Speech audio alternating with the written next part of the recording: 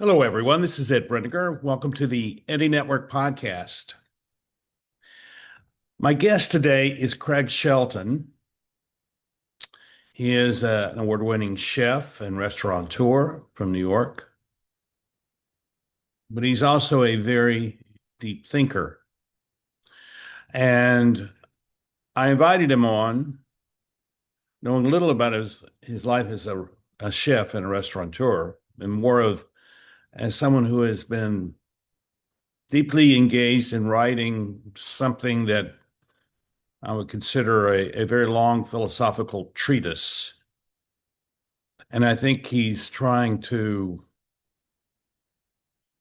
well, obviously describe what he sees, which I think that's an important thing for any of us to do. Describe what you see. What is it you see? What is it you hear? Reflect on what's going on and create some way of talking about it. I mean, this is what Craig is doing. We talked for 2 hours. I've selected about 45, 50 minutes of the first hour to share with you. I'll come back with another hour's worth of conversation later this month. I'm going to separate this into two parts. I think Craig is worth listening to, and I think more importantly, he's worth being in conversation with. It has been brought to my attention that there are many people that I've had on the podcast who are very deep thinkers, and they're writing to, in my estimation, not unlike me, writing to understand and put order to their thoughts. And this is what Craig has certainly done. And he's trying to make sense of in many respects, the whole scope of human history. It's a daunting task, and I think if you go to his website, you will see that he has taken to that task with great energy and depth. So I present to you my conversation with Craig Shelton. I hope that you will take time to listen to it and try to discern what you hear in what he says. And then if you have questions, please ask them. And even if it's just to clarify a point, please ask. And then we'll come back in a couple of weeks and for part two of my conversation with him. But in this first conversation, he talks about being a chef and the economics of operating a restaurant. And I think you're going to find it very fascinating, and it'll affect how you see the way your favorite restaurant is put together, and maybe have a way of talking to the manager or the owner of the restaurant, if you know them, in an intelligent way. And I think, in my estimation, that is always a very good thing to do. So welcome to the Eddy Network podcast, and here is the beginning of my conversation with Craig Shelton. Hello, everyone. This is Ed Brendiger, and welcome to the Eddy Network podcast. My guest today is Craig Shelton, and that may be all I need to say, because who this gentleman is will reveal itself over the next few minutes in terms of the expertise that he brings to life. And if you don't mind me putting it in those terms, because I think you're a unique individual. From what little I know of you so far, you're a unique individual, and I'm grateful to have you here on the podcast. Well, Ed, I feel so privileged to be here, and I hope that we can bring some ideas to light that may help people regain a sense of optimism of the world we're living in. And that it may seem so impossible to set our civilization on a different trajectory than the hurtling towards self-annihilation that it is on. and it would take a remarkable degree of self-delusion to not see it. But there are simple questions that I started asking myself 35 years ago that just didn't seem to have an answer. I would say to myself, why is it that house prices are rising faster than household income? How is that even humanly possible, given what they taught us in college about economics? If banks are only financial intermediaries, then this thing we're witnessing is impossible. Okay. So, there's that old adage that says if you take any subject deep enough, it converges with every other subject. And that's basically the story of my intellectual life for the last 30 years. I've lived two lives. My public life was always that of a Michelin 3-star, New York Times 4-star level chef. I use those two because it's only relatively recently that Michelin even began rating any restaurants in America, and they started only with New York City. And up until that point in time, the equivalent was New York Times 4 stars. And there was a period when the Rylan in my restaurant earned its 4 stars, and I think there were only 12 in the entire nation at that level. Wow.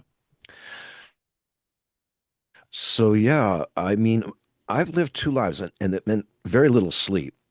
I started off in life heading in a very academic direction. You know, I was given a scholarship to St. Paul's, super prestigious private school in Concord, New Hampshire, their advanced studies program, and I was a presidential scholar, and I was accepted to Yale, and I was admitted into their hardest major, perhaps one of the hardest majors in the entire world, is molecular biophysics and biochemistry. So I had chosen a very high STEM direction, but there's another very big accident in my life that explains now retroactively much of me, which is that when I was a very little boy at 3 years old, my father decided to buy a very large piece of land near the ocean in Rye Beach, New Hampshire. It's called, and it's like 85, I think 80 acres. And it had the Christopher Robin, Winnie the Pooh forest. Yeah. It had a marshland. It had a large pond we called the lake. A river ran through it. And I can say, looking backwards, I had an absolutely idyllic Tom Sawyerish childhood. So much interaction with nature, so much attunement. But the thing about this is that it was very remote. The nearest boy my age lived, I think, 3 miles away. So I had massive amounts of alone time. And I think that's what impelled me to begin reading voraciously. And it just happened that at a short time after that, maybe I was 6 years old, seven, I can't remember now. No, it's probably later than that. I think when I was 9 years old, I have an aunt, my father's sister, who decided she was going to become a Buddhist monk and study with the Rinpoches and the Dalai Lama in Nepal. And so she knew that I had this predilection towards serious reading. She dropped off Mortimer Adler's complete set of the great books along with the Harvard classics. Wow. And I proceeded to read them chronologically, so that by the time I was graduating high school, I had read the entirety of the Western canon as defined by those two books. Wow. And here I was, an anachronism, right? I was a totally classically trained mind, if you will, and Yeah. I wrote more like Henry James than, say, Henry Miller. And my professors didn't know what to make of me with what they felt You had a better antiquated. education than they had.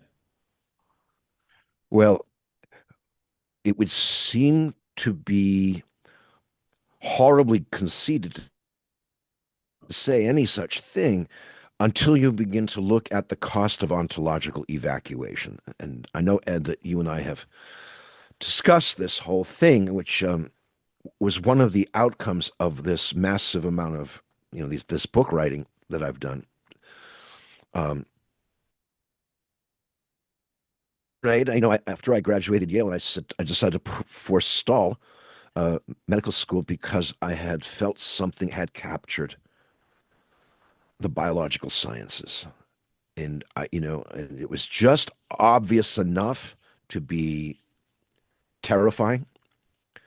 That the managing of symptoms, the seemed to have overtaken the attempt to understand the causes, right?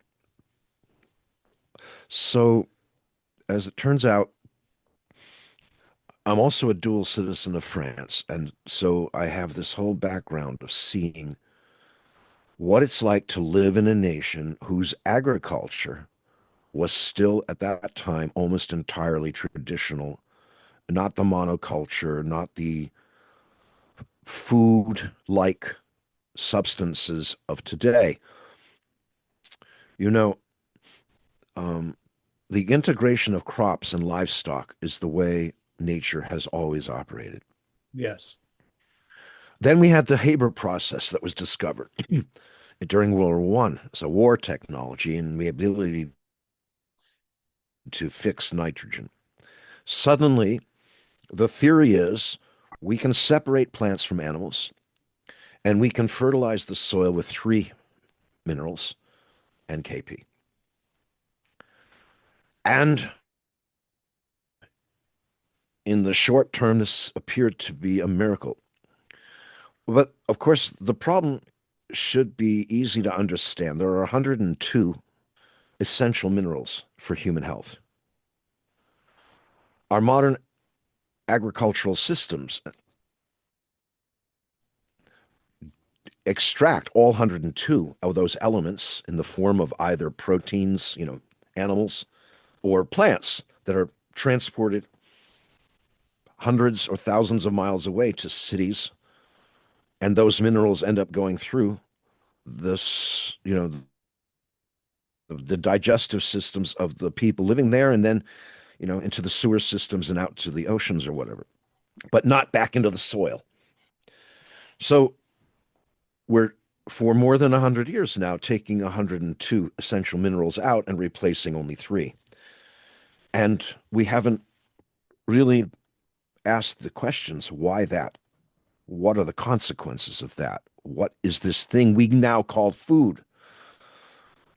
And how is it different from what food always was? So after studying in 8 or 9 of the world's greatest restaurants, things like Robuchon in Paris and so forth, I came back to America and I helped launch some of the most important restaurants in America, like Le Bernardin, world's best fish restaurant, and immediately after that, the original Boulet restaurant, where I was the chef de cuisine, and we were considered by many people the best restaurant in America for 7 or 8 years. Then I said I have to leave the city, and the backers who were ready to back me, who had backed Boulet, had said, why on earth would you want to leave New York City? I said, because we're kind of fooling ourselves. And then, yes, I know we're trying to buy from farmers, but, organic is only the absence of negatives. Regenerative agriculture that restores crop livestock integration will help restore the positives that have been missing. So I decided I was going to leave New York City and find a place where the soil and the climate resembled, to the greatest degree possible, that of Burgundy, France, the heartland, the soul of cooking for Europe. And so, I also knew that if I was not going to be in a city, I would have to be in some place where the there was at least a national center of one industry, so that there would be some kind of demand for Monday, Tuesday, Wednesday, and Thursday, because in this suburban area, there's very little demand for fine dining other than Saturday night. Right. And that's a fascinating thing. So I found this property called the Ryland Inn through a chef friend of mine, Dennis, and it was an absolute disaster of a situation. They had been losing an average of 150% on sales. They'd Um, gone through, I don't know, 14 general managers and nearly as many executive chefs and every possible permutation. It was a restaurant that the building was so falling to pieces that when it rained heavily outside, it also rained heavily inside. 6 of the 8 dining rooms. It was a massive thing, 250 seats inside, plus a tented area outside for weddings, another 250. And I was just leaving the best restaurant in America, and I said, okay, I can turn this around. The owner had lost so much money, and he was like, I'll make you my partner, my equal partner in the property and in the business, if all you can do at least is just stop the hemorrhaging. So I said, okay, I'm willing to try. I'm willing to do this. I think I can, but I need the following things. I need complete control. mhm. I need complete control, front of the house, back of the house, finance, operations, and marketing. Up to any decision up to 25,000. And he said, okay, here's the what I need. You can borrow no money, you can have no money. I don't have any. Whatever you need is going to have to come through cash flow. And I said, okay then. So we took it from an official 0 stars to 4 stars in the New York Times in a very, very very short period of time. It was against all odds. It was and the complexity of the menus in order to attract people. It was a gigantic menu, and by the time the second year rolled around, it was something like 22 appetizers, 28 entrees, 14 pedophores, 18 different desserts, multiple tasting menus, 3 or 4 different tasting menus, plus corporate menus, plus wedding menus, all out of the same kitchen with a very tiny number of people. So one of the things that over the years I've been teaching in my consulting company for hospitality is the geographic penalty. And let me back up and say, earlier when we first started, I observed this thing about houses. How is it that every time you seem to save up that 20%, maybe take you 5 or 6 years to save up that 20% down payment? Damn it, the price of the house had doubled. And so you were almost like a reverse. You were seeming to lose more ground the harder you worked. Didn't make any sense to me. Similarly, I was noticing from the very beginning in hospitality a pattern, which was somehow or other, great chefs and restaurateurs figured out how to create great restaurants and great cuisine. But every time you press them for their thinking of how or why we do things the way we do, the answers were almost always absolutely false from a scientific point of view. Okay. One of the most famous things you will have heard in your life was the things such as we sear a piece of meat to lock in the juices. Okay. Right. Every chef at one point, 30 years ago in the world was mouthing this same thing. And it's absolutely preposterous. Right? Burn patients die primarily from dehydration. All you need to do is to conduct a test. Sear a piece of meat, 2 identical pieces. One you leave raw, one you sear heavily on both sides, and then you place them each on a plate and watch what happens. And the seared one is going to give up a ton of juice, while the unseared raw piece is going to not do that. Okay. So there is this deference to celebrity because a chef, more than 100 years ago, Escoffier, tried to do a noble thing. He tried to be the first chef in the world to not merely catalog the wisdoms, the craft of the art form, the culinary art form, but also to explain why using the science of his day.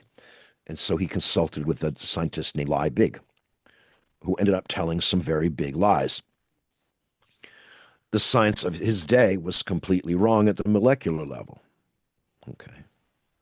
Now, with each generation that passed, we had this sunk capital problem that the inaccuracies, the the false assumptions, the misplaced, ill-gotten reasonings, the rules, all of the explanatory exegetical material was simply passed from one generation to the next with this urgency of sunk capital, and it was never corrected. Mm. And in my, consulting agency, I basically got to the point. I've written a couple of books on this.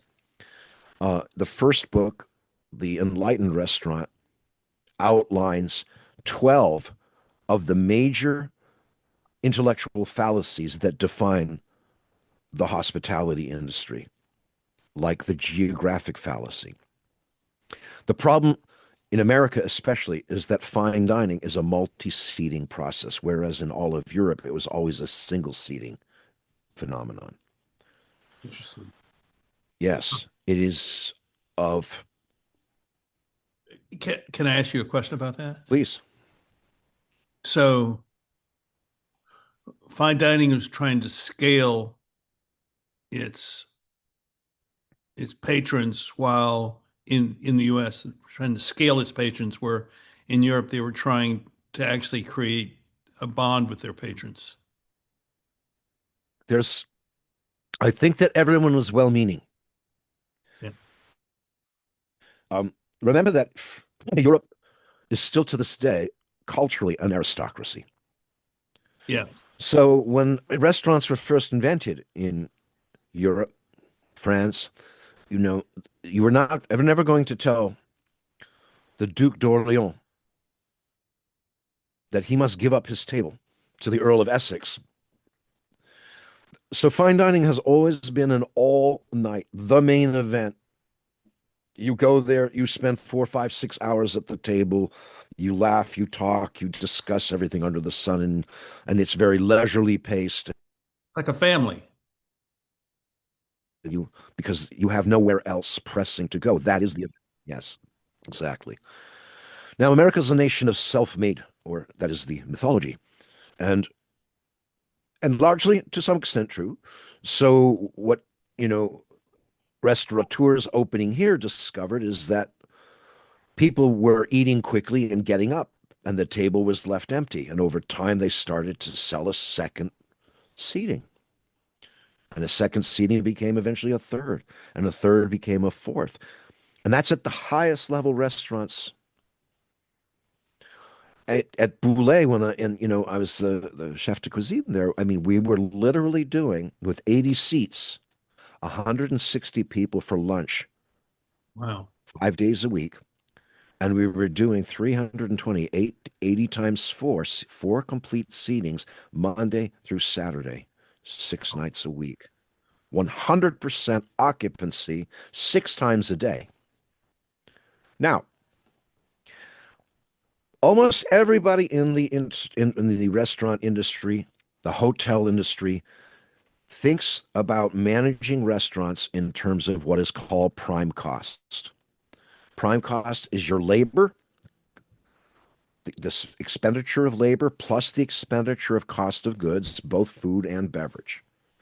And somehow or other, you're supposed to keep that below 70% or below 65% or below 60%, depending on the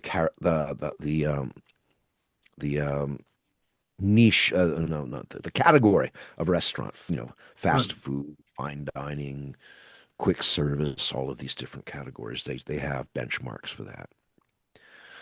And part of what I've been teaching for 30 years is that that is complete nonsense. Sheer ignorance, because it ignores. One of the things I've said in my consulting for 30 years is there are at least 100 different ways to attain a target prime cost, but 98 of those 100 ways will destroy your business. What that prime cost fixation leaves out is everything that's important, and let me explain. So at Boulet, compared to France, same restaurant, if an identical restaurant in France would have done one seating at lunch and one seating at dinner. And in Europe, you pay the same, the menu costs exactly the same at lunch as at dinner. Huh. Why here in America, Americans feel that the same food should cost less at lunch? Yeah, no, that's right. That's right. Why? Okay. It's it's the ambiance You know, of the lunch as opposed to dinner. not But that's not not in true. Europe, and we're in Europe are the ones who invented it, right? So there is something dramatically already. What does that mean? Okay. So the next thing is, well, 70%. Remember, we said that, um, so if a restaurant's doing one seating a night and one seating at lunch, that means that it's fixed expenses, all of its rent, utilities, insurances, on and on and on. In fact, even its labor is basically fixed. But I'll explain that just a little, meaning if, like the American restaurant first discovered, wait a minute, I could resell that seat. He doesn't have to staff any more staff. If you have two customers who eat 1 hour meals or 1.5 hour meals in a 3 hour window, you don't need any additional staff because it's a vertical segmentation rather than a horizontal segmentation. Yeah. Does that make sense? Yes. Do it 4 times, and you realize that in a 6 hour window, or you could have 4 of these seatings for de minimis increase in labor, literally not even 5% increase in labor, but you're getting 6 seatings a day, 4 at dinner and 2 at lunch. Your nominal labor amount is identical to a restaurant doing one seating only at dinner and one seating only at night. Okay. Once you begin to unpack that, the single most important thing about restaurants is that they are fixed expense processing plants. Okay. Yeah. That their number one problem is utilization. So you take that identical restaurant in New York City, the Boulet, doing 6 seatings a day, and you put it in a suburb like I did. I was putting out the same quality of cuisine, if not better. And I say better because we had the first farm and table Michelin level restaurant that we know of in the world. We're growing 3,000 different types of plants at peak, all crop livestock integration, the most nutrient dense, forward. And that was being harvested in some cases as the order was taken. Certain of the interns were tasked with running out to the farm, to certain raised beds to collect certain herbs or certain plants for certain Just in dishes. time production. Indeed. Okay. Amazing. So the key of this whole insight into hospitality started with that. Wait a minute. Less than 1% of all restaurants in America have what you could call a unicorn location, meaning for their category, they will do the same number of turns, completely filled, as the best of class in our major international cities like Manhattan, New York. Okay. A bistro like Balthazar in New York City in that category might do 8 or 10 seatings a day, maybe even 12 in some cases. Okay. If you take that exact restaurant and transplant it into a rural location, you might only do 2 seatings in the entire day and not even full seatings some days. Okay. Now we have to compare this. When you have, say, 10 seatings a day, each customer need only pay in what you charge 1/10 of the total fixed expense of that chair per day. So if you have 100 chairs, each chair must account for 1% of the total fixed expenses, including labor. Right. But if you have 10 seatings, the customer only has to pay 1/10 of 1%. Okay. Now let's look, that may sound like, what's the big deal? The big deal is this, that the fixed expenses are 70% or more of the expenses of your meal. We as Americans get this notion completely wrong. We look at the value of the cost of materials on the plate. Well, that steak's, $20. I can get that same steak for $20 in a supermarket, which is not true, but let's assume you could. Okay, that's less than.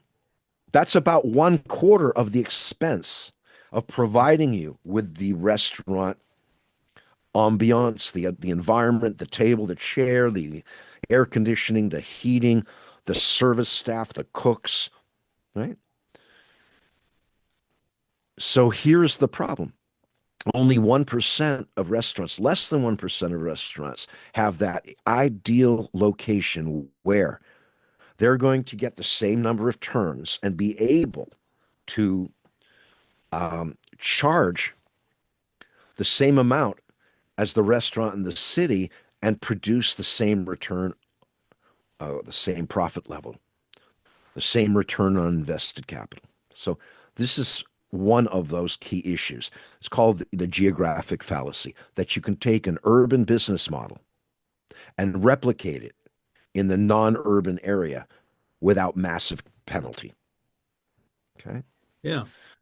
Out of that, I mean, 12 more that are equally catastrophic. The idea that you can price food and beverage as if there's no difference between them.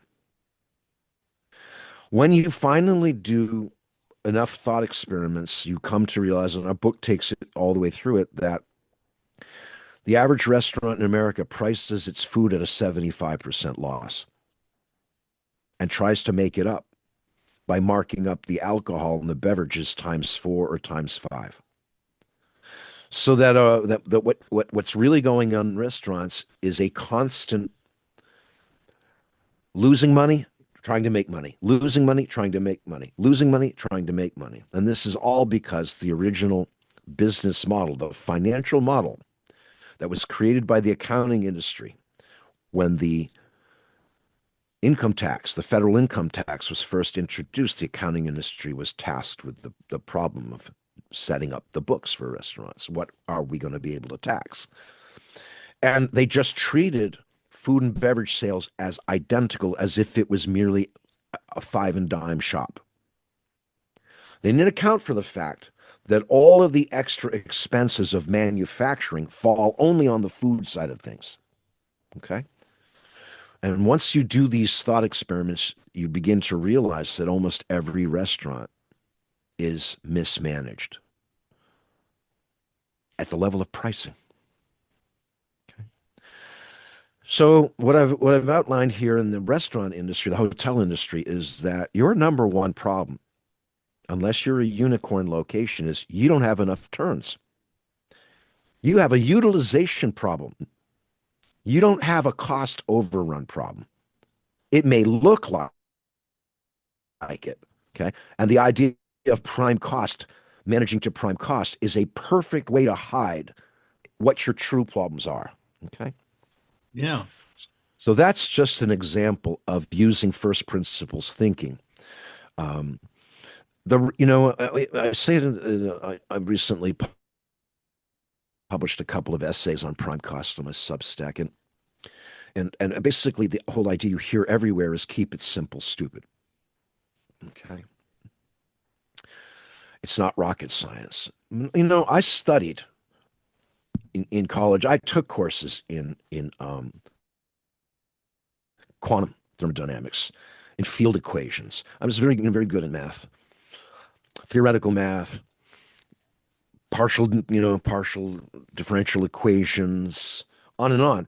And I mean, I can tell you that to truly model what's going on in restaurants really requires field equations and partial differential equations. Anything less than that is leaving out so much truth that your mathematics are almost worse than just going by intuition. Once you can see that, Ed, what if I was to tell you I see that in almost every single industry? That the modeling is so abstract Yeah. and has been drifting so far from reality. And you feel that in your heart, and you know you've experienced it everywhere you I turn. know it. I don't just Human feel it. beings I know have it. human beings have lost their faith in their institutions. And it's not because the people in those institutions are intentionally trying to mislead No. anything. It's a civilizational problem that happened. My work called Integral Liberty, my opus magnus, I have to publish it in 8.5 by 11 because there's so many spreadsheets and charts and analytics, but also because it's so large. If it was since the standard 6 by 9 format, it'd be just about 5,000 pages. A lot of Integral Liberty is basically started as an investigation. I have irrefutable evidence 30 years ago that civilization has lost its way. What That does that mean? What does that mean? it means that the institutions, the industries, almost all human activity is acting in the worst interests of human beings and the ecosphere. Yeah. And they can't help it. Okay. So I don't know how much time we still have. I'll try to Well, as far as I'm compress. concerned, we can go as long as we want, and if necessary, we'll divide this into two parts. Oh, oh, fantastic. Oh my God, thank you. Let me just say a couple of things in response to what you've said. Um, there is a difference between abstractions that are simply ideas and abstractions which are intended to clarify something that's real, and that Yes. the missing element in all modern thought is realism or reality. Yes. Yes, And exactly. I had a conversation with a Scottish theologian a couple of weeks ago, and we were talking about some of the scientists that we both know, and and we were, he's a theologian, so we were talking about faith, of coming to faith, and This is going to be such an extraordinary conversation we're having. I mean, oh, Ed, so let I me didn't, tell you what he said. oh, Let me tell you okay, what he said. please, please, He please. said they're all wanting to talk about faith, and they want to talk about religion, and they want to talk about the reenchantment of civilization. They want to talk about all these things. So, but there's this thing that they can't let go of, which is process philosophy. Process. Whitehead? And that Alfred Lord Whitehead. that's right. That's right. Yes.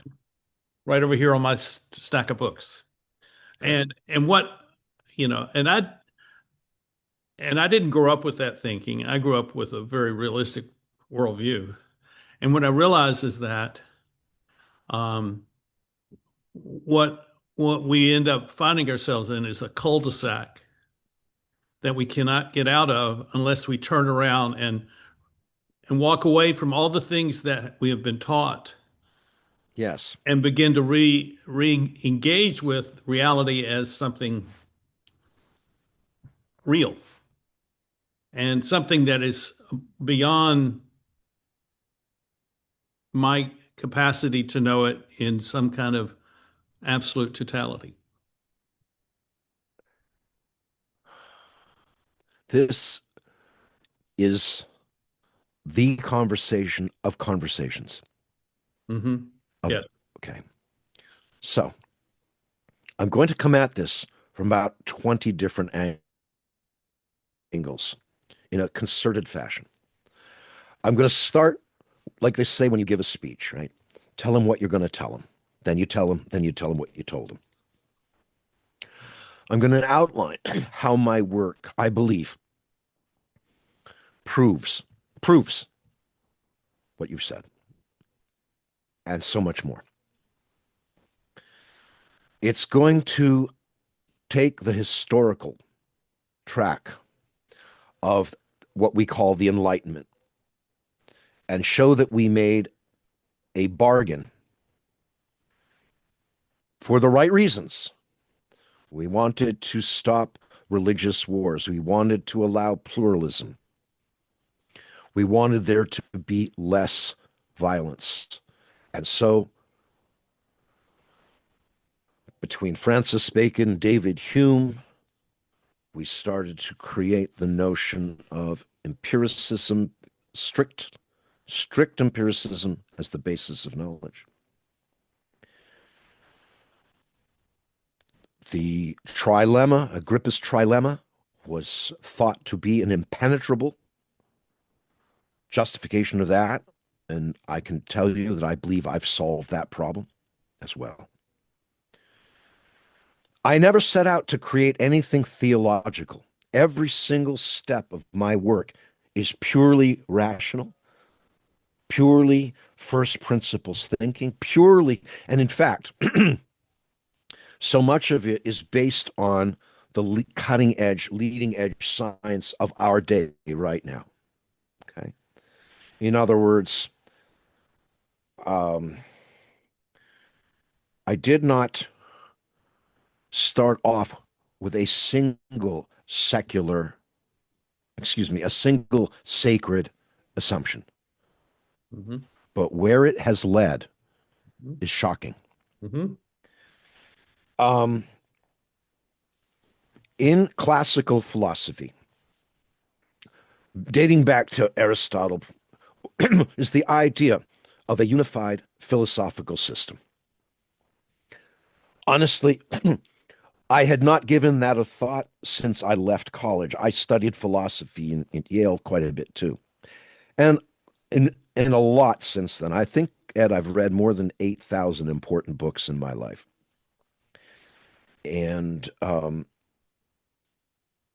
philosophy and theology were, also always very important to me, along with science, literature, So I have a very broad, balanced brain of an intense amount of preparation, both in the humanities and in sciences, which is rare in this world today of specialization.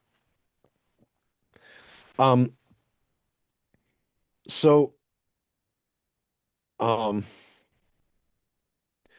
started from this idea of, look, I'm seeing patterns in what I call a generator functions, right? Like there's something about our banking system, the way it's set up,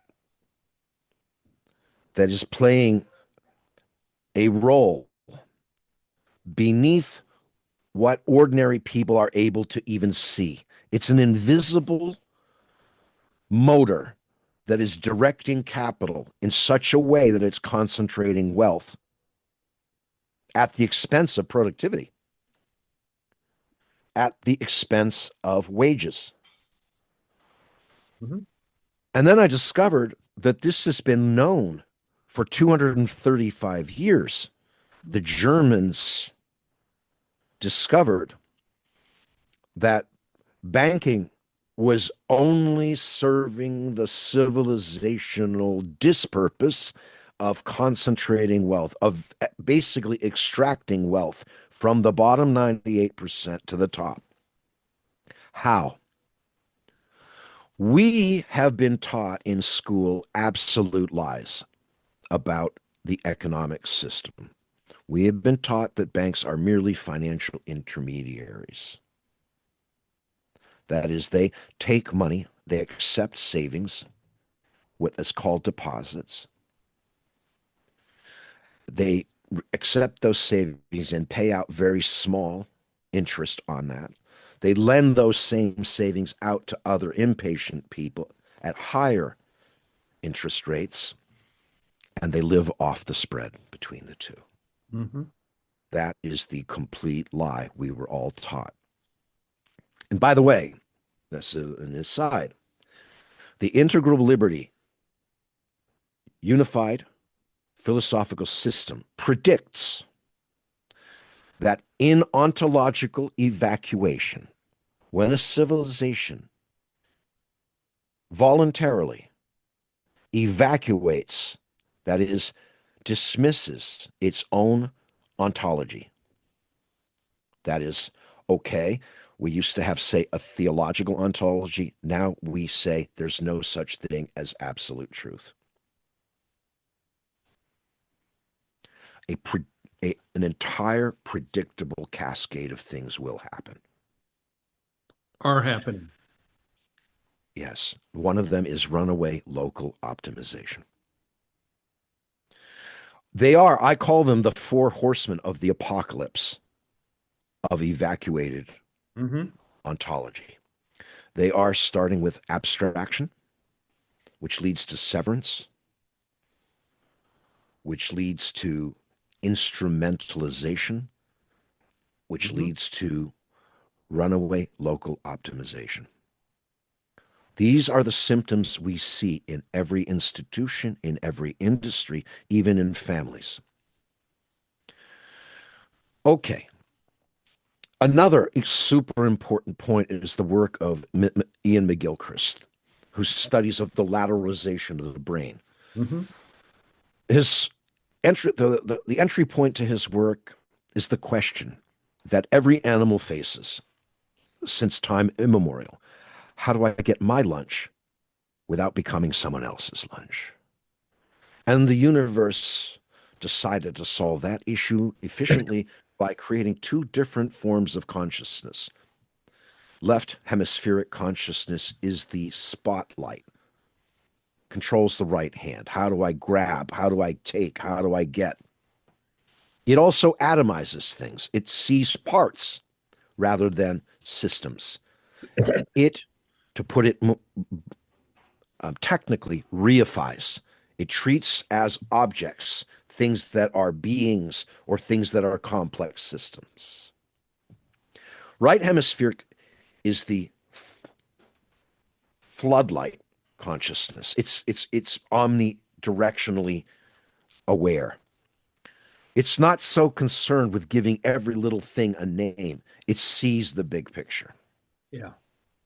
For the brain to be in balance, McGilchrist assures us, and his scientific reasoning is without flaw. Is one of the most, I take that back. I believe that McGilchrist's The Matter with Things, most important book of the last 200 years, because it touches everything. I agree with you. And I thought, great. What's wonderful. And Great man. A great man. a great man. And you know his story, right? He was an Oxford Don in literature. He got upset with identity politics, inability to produce anything truly constructive with literature. And then he said, screw that, I'm going to go. And he got his degree in medical school and became the world's leading researcher on the lateralization of the mind. I would say that when we hit the year 2100, he will be the only scientist of the 21st century that will be still talking about. Well, I think he will be in the pantheon, no doubt. I think that Donald Hoffman's work is very important. But at any rate, I think that we are on the cusp right now of a major breakthrough in human understanding. Back to now, he's also showing that the brain is only balanced when the right hemisphere is in charge and the left hemisphere serves it. Only it sees the truth. Okay. Let me tell you one more thing. Please. When I first met Aeon, I told him that the matter with things read like my biography. Wow. Wow. It really does. I'm very right brain thinking, and it was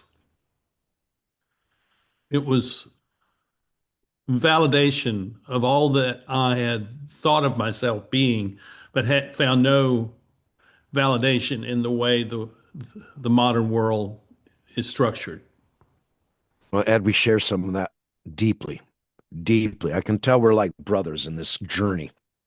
There are a lot of us out there. Yes, there has to be. There is. And remind me later to tell you the story of the movie The Matrix from a chef's point of view, which is Oh yes, I'd love to hear that. kind of an amusing I'm gonna story. write that down.